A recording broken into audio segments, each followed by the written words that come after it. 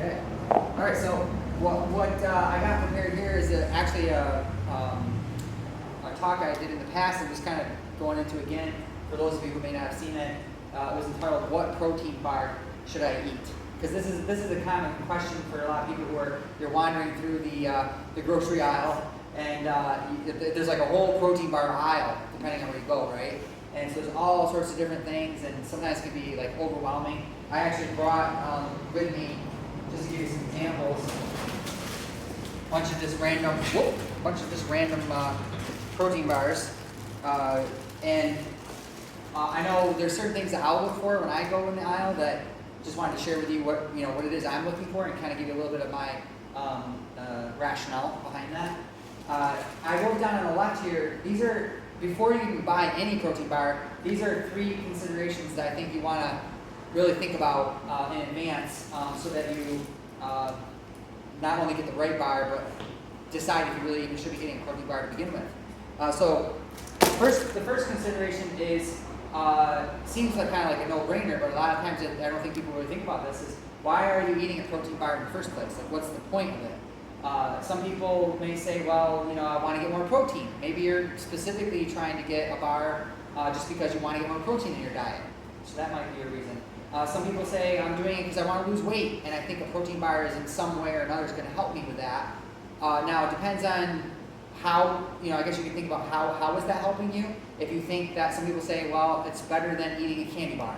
Or they might say, well, I'm eating it because I want to feel full, so I'm hoping this thing will make me feel full so I don't eat, something else, or I can hold myself over a little longer. Some people, it may be the convenience of it, which oftentimes can also sort of tie into the whole idea of eating something other than like, a candy bar or something like that. As a healthy snack, quote unquote healthy snack, because they're like, well, I just want to make a healthier choice. And again, if you're comparing a protein bar to a candy bar, that may be a healthier choice, but in some cases, many people, in some respects, may be actually just eating a glorified candy bar. Sometimes some protein bars you'll find actually have more calories, more fat, and more sugar than some candy bars.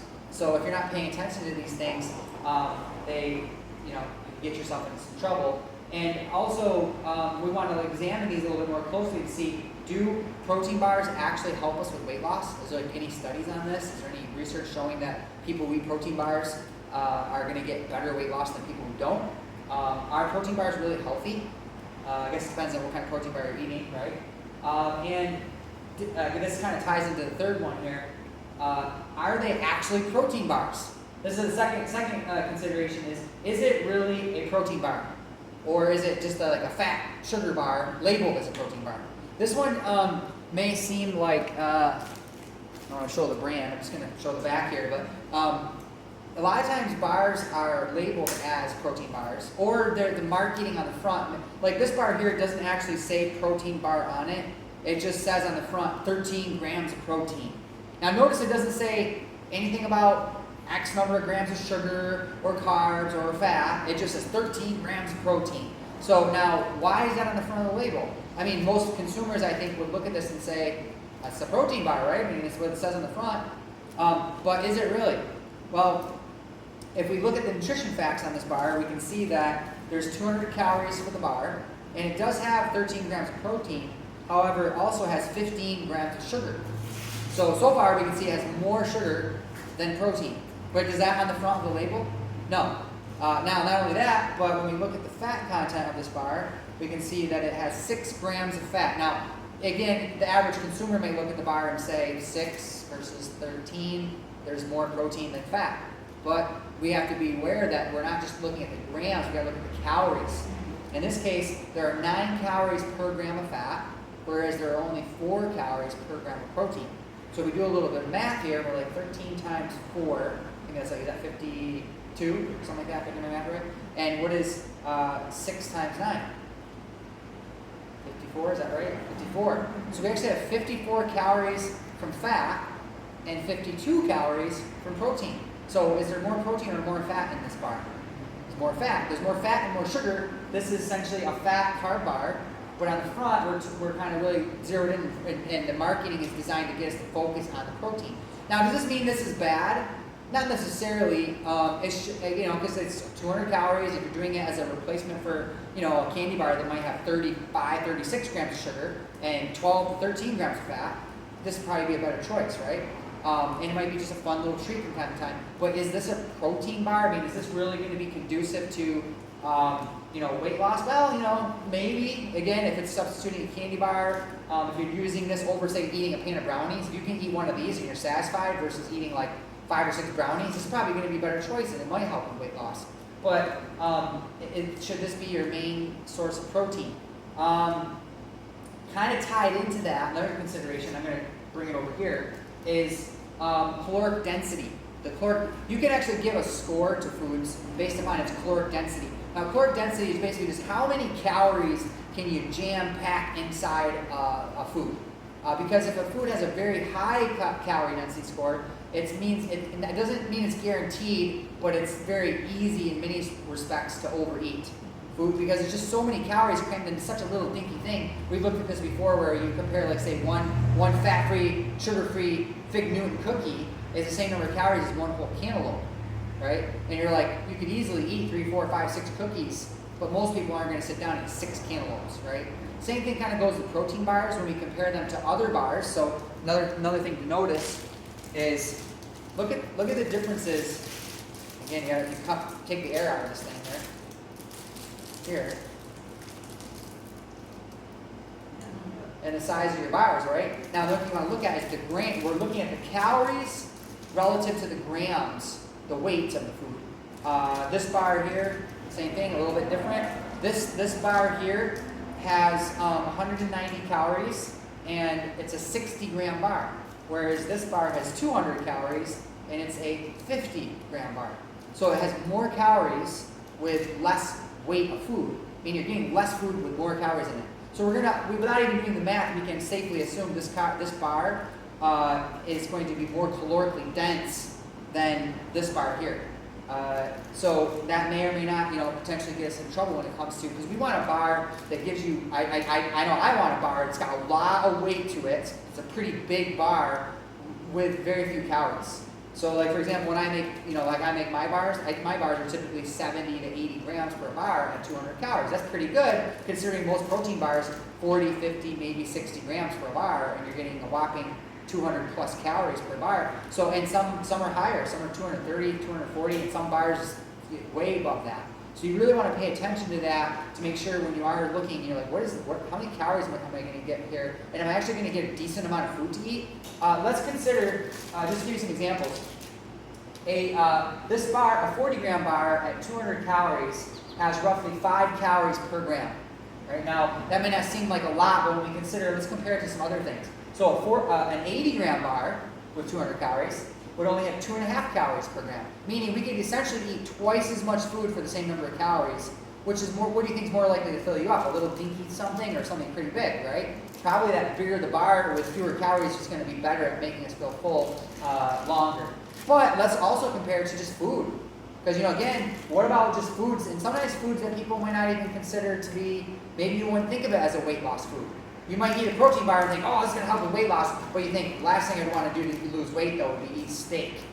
Right? But look at steak. Steak, 2.52 calories per gram for steak, relative to this 40-gram bar at 5 calories per gram. Meaning that even steak, you could eat twice as much steak to get the same number of calories as that one little bar. And again, I'm not saying a steak is the same thing as a bar. Maybe you're not craving steak. You might be craving a piece of chocolate. That might be a good little treat, right? But just want to, put it in perspective. Chicken at 1.65 calories per gram. That's even less than steak. That's chicken breast. Chicken breast. Because obviously, eating whole chicken is going to be different because different parts of the chicken are going to be fattier. But like a skinless chicken breast at 1.65 calories, and tofu. This is firm packed tofu at 1.4 calories per gram. So very low. And the reason I chose these was to show you some protein-rich foods and the caloric density of them, meaning these foods could be potentially more filling and satisfying simply because you just get to eat more of it with less calories.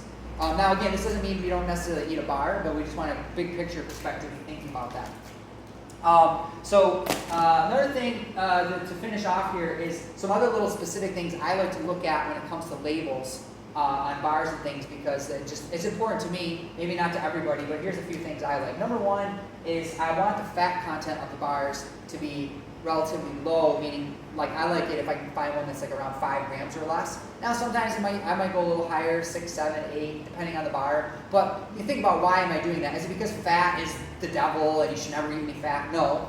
I've talked about this before. We need a certain amount of fat in our diet, and we want to ideally get it from the right places. And I'll just be honest, most bars, you're not getting fat from the right places. I mean, because you look at the ingredients, and I mean, literally, you read the label, and it literally says, like on this one, milk fat, like look, palm kernel oil. I mean, you're essentially taking protein powder, vegetable or saturated fat oils, a multivitamin, and some milk, creamer, and you're just dumping it all together, and you're making a glorified shake in a bar, right? If you're getting a really cheap bar. Whereas if you're spending a little bit more getting a higher quality bar, you're making sure they're not adding oils and refined sugar and just throwing a multivitamin in there and making it look really good, right?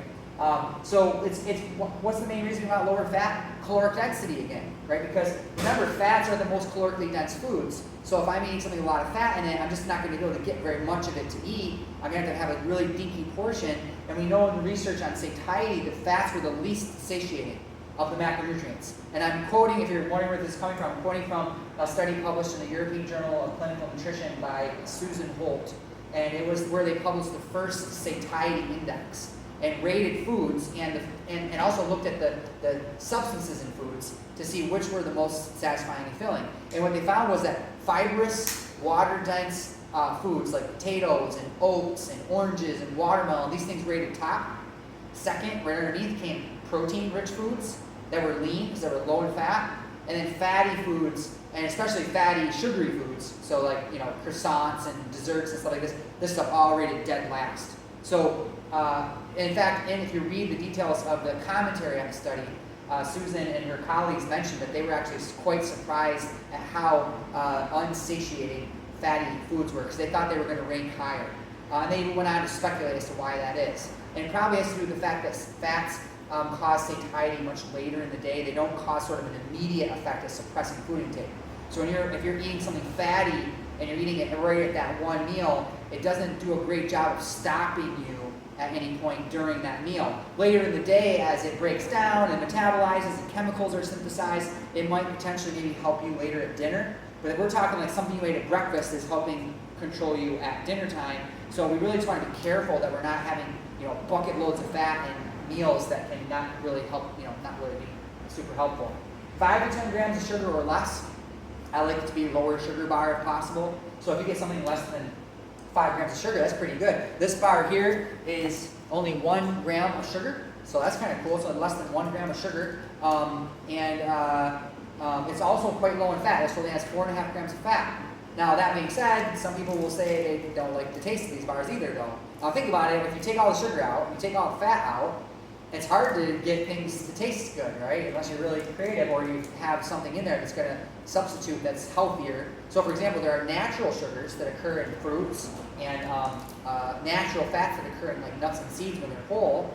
Rather than say refining out all the oil or refining out the sugar, if you get a bar that's adding these things in that are in the whole food form, that might be a healthier, but still give it some flavor, right? So having like say blueberries or raspberries or strawberries or something that's not have a lot of added sugar with it, that might be a cool way to get those in there. Fiber content, if you can get 5, as much as 20 is pretty high, considering that we want to try to get at least 35 grams of fiber a day. But 20 grams of fiber in one bar, that's a lot of fiber, that's pretty cool. But if you can get at least 5 grams of fiber in a bar, that would be awesome. So like for example, this bar here has 0 grams of fiber, it says around the label. This bar here has 16 grams of fiber. So again, this one's low in fat, low in sugar, high in fiber. So for me, I'm like, yeah, I don't necessarily really like the taste very much, but as far as the overall macros and stuff, it's pretty good profile relative to some of the other bars that are on the market. 20 grams of protein. So it's also high protein. Protein, to be considered high protein, usually anything over 10 grams is considered quote unquote high protein. So 20 grams is pretty decent for if you're really trying to get your protein up. Plant-based, doesn't have to be plant-based, but that's one of the things I like. If I can find a plant-based bar that's relatively high in protein, that's great. This bar is all plant-based. It's called No Cow, and that's because there's no cow, no dairy or anything like that there. But if you're going to go with a dairy, you are consuming dairy products, then going with a bar that's like a whey isolate.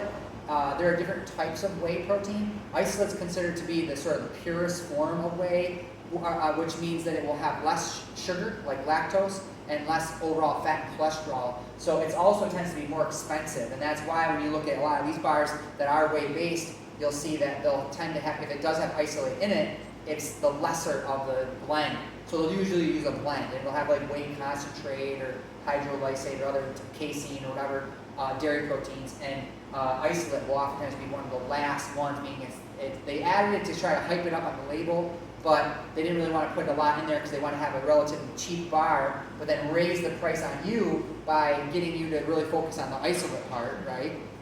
And making a bigger profit. So again, we want to watch out for that. If you can find a bar that's like pure whey isolate, that's pretty good bar. Now some people will try to say, well, yeah, but blends they'll digest slower, they'll last longer, which may be true, but you could also just do that by simply adding fiber, because we know now that if you add fiber to protein, it prolongs the satiety effect. That's one of the reasons we want fiber and protein at the same time.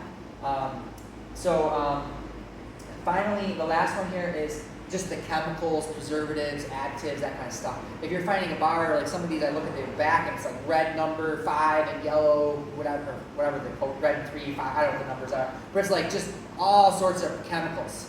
And it's like you're highly, highly processed food.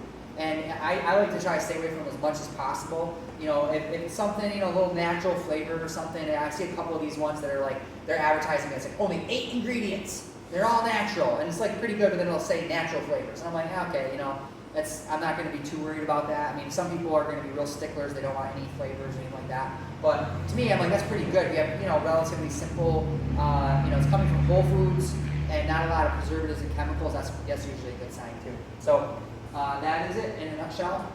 What I look for when I'm getting a protein bar. Thanks. Yep.